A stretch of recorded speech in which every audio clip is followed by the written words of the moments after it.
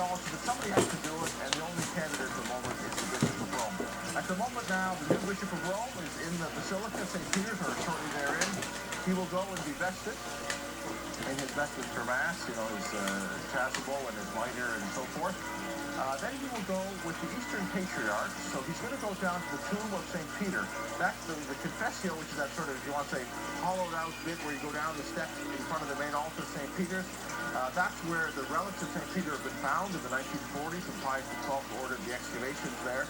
So he will pray there before the man whose successor he is. He'll be joined in the Confessio by the Eastern Patriarch.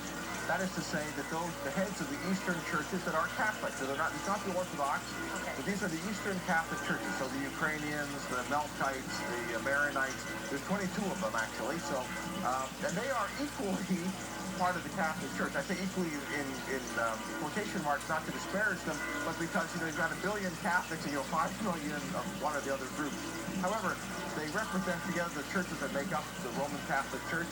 So the Eastern Patriarchs will be there, a nice symbolism of East and West, praying before Peter.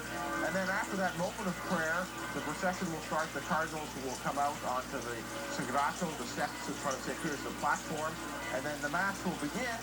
But before it begins, we have then the rituals of this inaugural Mass. So before the Mass begins, the cardinals, representatives of the cardinals will make their obedience. One of the cardinals will bring the fisherman's ring, again, the symbol of the fisherman. One of the cardinals will put the pallium, the symbol of the Good Shepherd. And then there'll be representatives of the cardinals who will greet the Holy Father. And then Mass will begin. And then that's the Mass of St. Joseph. And the Pope will preach, I presume, on St. Joseph.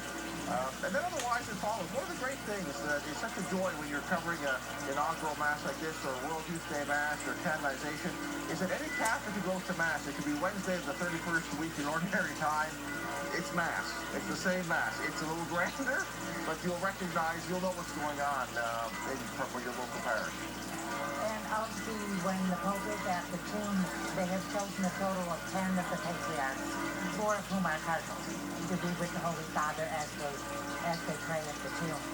And now what's very interesting, Vatican protocol is quite amazing and very, very efficient and very thorough. And just even the seating arrangements.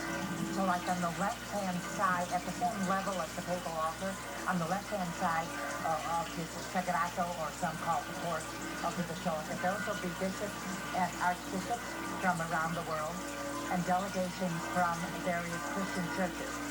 And then on the right-hand side of the altar will be delegations from the various countries, including reigning monarchs, hereditary princes, so forth and so on. And then in the square on St. Peter's side of the piazza, St. Peter's Square, will be Jews, Muslims, members of other religions.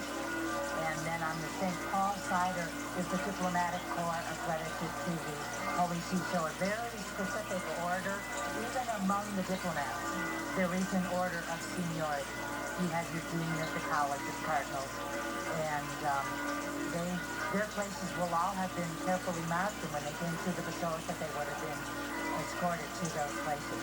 We saw the President of Argentina there, with whom Cardinal Bergoglio, when he was Cardinal, has tangled before over issues where he was defending church teaching very strongly and encountering quite a bit of opposition.